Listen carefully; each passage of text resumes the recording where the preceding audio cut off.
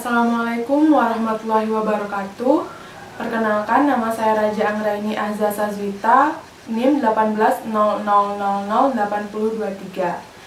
Saya berasal dari Prodi Pendidikan Biologi 18A, Fakultas Keguruan Ilmu dan Pendidikan Universitas Ahmad Dahlan. Di sini saya akan menjawab 4 soal atau pertanyaan dari ujian akhir mata kuliah Islam Interdisipliner mengenai perspektif Islam dalam pendidikan. Yang nomor 1 adalah mengapa fenomena kekerasan, pelecehan, dan perundungan marak terjadi di lembaga pendidikan. Baiklah, saya akan menjawab pertanyaan nomor 1. Lalu mengapa fenomena tersebut bisa terjadi? Banyak sekali faktor fenomena tersebut bisa terjadi. Yang pertama adalah pembentukan perilaku siswanya atau perilaku siswanya sendiri. Seperti kita tahu bahwa keluarga memiliki peran yang sangat penting untuk membentuk perilaku seseorang. Jika seorang anak melakukan kekerasan atau memiliki rasa emosional yang tinggi, bisa jadi karena kurangnya keberadaan keluarga. Mengabaikan pengasuhan dan pendidikan yang sebenarnya orang tua harus melakukannya secara penuh, sehingga terjadi pelemahan pendidikan moral dan emosional bagi anak. Padahal ketika mereka masih anak-anak dan mereka memiliki rasa emosional yang tinggi serta sering melakukan hal-hal yang tidak wajar, kemungkinan besar pada saat remaja mereka akan melakukan hal tersebut.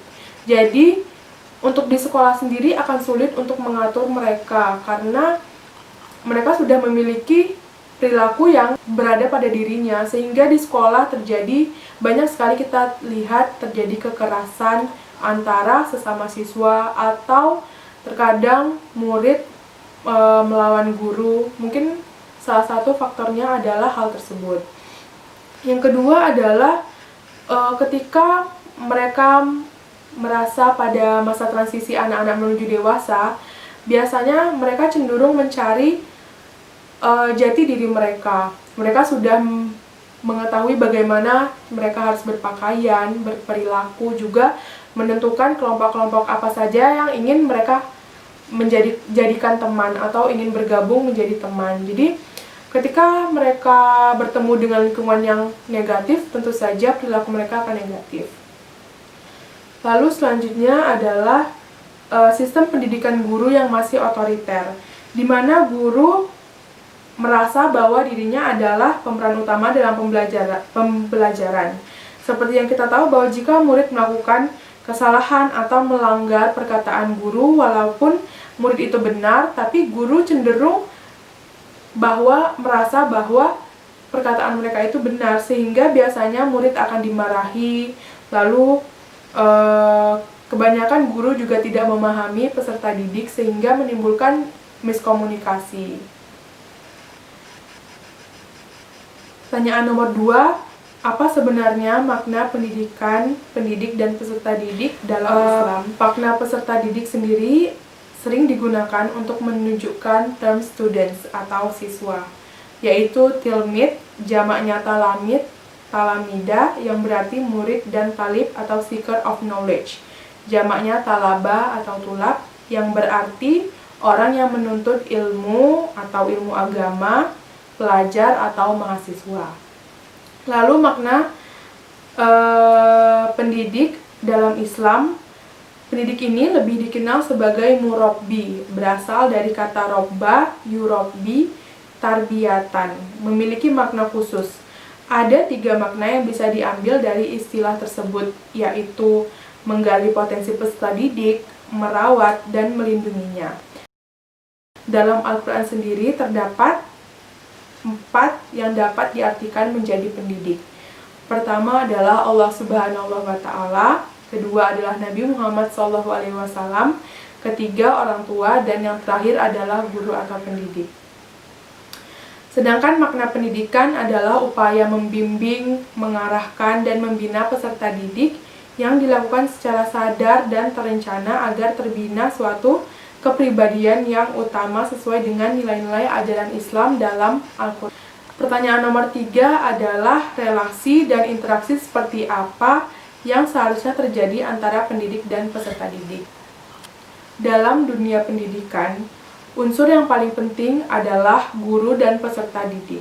Mereka memiliki ikatan hubungan yang disebut interaksi edukatif, yaitu interaksi yang dibuat dengan tujuan mengubah perilaku seseorang, yaitu murid, ke arah yang lebih baik atau pintar. Pintar sendiri dimaksud dari segi kognitif, psikomotorik, dan efektif.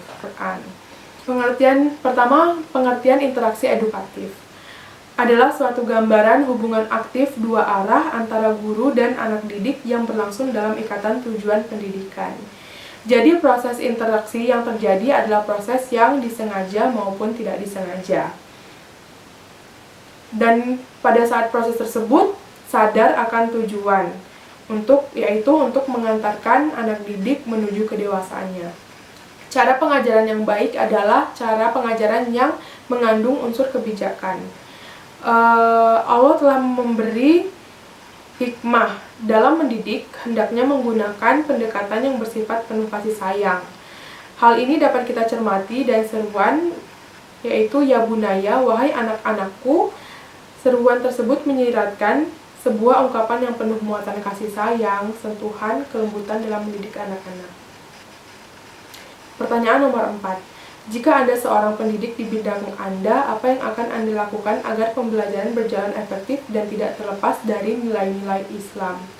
Pertama adalah saya akan membiasakan peserta didik yang saya ajar untuk selalu berdoa, karena segala ilmu yang ada itu adalah milik Allah Subhanahu wa Ta'ala. Jadi membiasakan mereka untuk selalu berdoa.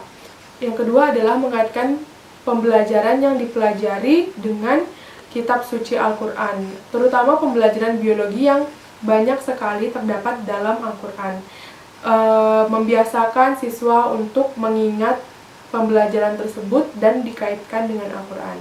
Yang ketiga adalah setiap di akhir pembelajaran mengajak siswa untuk selalu bersyukur atas apa yang dia punya dan juga atas apa yang dia dapatkan dalam pembelajaran tersebut. Baiklah, sampai di sini pertanyaan ujian akhir semester mata kuliah Islam interdisipliner. Mohon maaf atas segala kesalahan. Saya mengucapkan terima kasih. Assalamualaikum warahmatullahi wabarakatuh.